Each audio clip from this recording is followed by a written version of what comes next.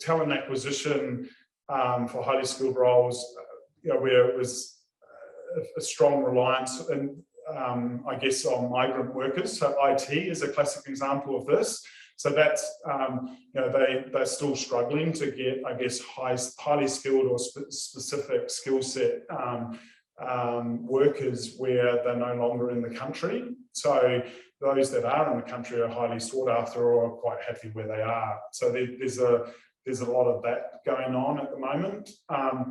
Retaining key people in your business when the market is buoyant, that is challenging. So a retention strategy from that point of view, keeping people engaged. Leveling up the employee value proposition to be competitive. I think this is where a lot of businesses are a bit jaded on this and probably need to focus on this. So I've got a little bit more information further on. Organisational fatigue. There's there's been a lot of change in a lot of time, so people are a bit tired and jaded on all of that as well. So next year is probably going to continue to have lots of things going on, so people are just tired. So you need to be mindful of that. Communicating with honesty and authenticity. So this is just being clear with, I guess, with maybe some communication coming out of the organisation with what's going on. Some people feel like they don't know what's happening in their businesses, and that's a common, I guess, commentary that we often hear from people as well. And then just rethinking the culture. So it's things like, it goes back to the employee value proposition. So just life cycle. So from the moment you bring people in, during, and potentially even if they're exiting the business. So that's more of an HR thing, but something that I believe people should be always aware of.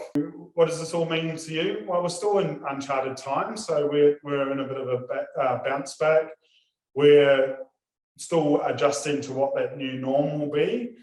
Businesses will continue to change, so there'll be a drive for still specialist roles. There'll be cost drivers to look for efficiencies and savings. That's always been around. Probably be the same in moving forward. And I think this is a big one. The employee value proposition is important in attracting people and retaining staff. So I think organisations need to understand what that is to attract the right people and retain the right people in their organisation. So as a candidate, people want to know that. What's in it for me? What's that organisation like? So that's going to be quite important, and I guess in the coming months as well.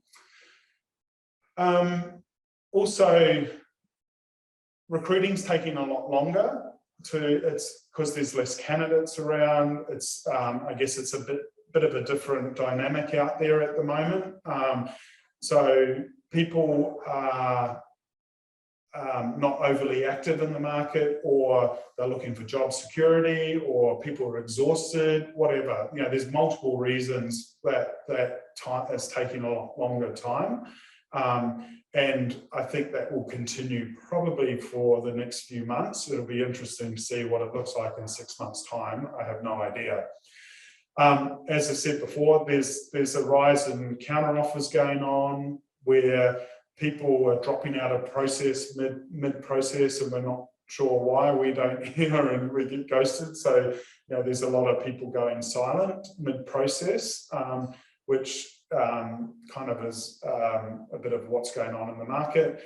And also the broader thing, the labour market has been pretty fragmented. And again, this is kind of just, it's a bit all over the place at the moment, and we don't have a strong crystal ball on what's going. So I think that will continue into the months ahead as well. This is kind of what's been happening. We're suddenly starting to see long recruitment processes, so a lot more people getting involved. So there are instances where people have been interviewed 3, 4, 5 times in a process, because online interviewing. So that makes it complex for people, and that can disengage people as well. So there's a lot more people involved in the decision making. So I think that's kind of drifted with some businesses where, you know, there's a lot of meeting of a lot of people. So that's starting to get a little bit over-engineered. So, but equally that can be a positive experience because people feel like they've met all the stakeholders involved as well. But I think there's a fine balance between the two because it can be overcooked. And then again, the employer value proposition is going to be more important than ever to attract the talent.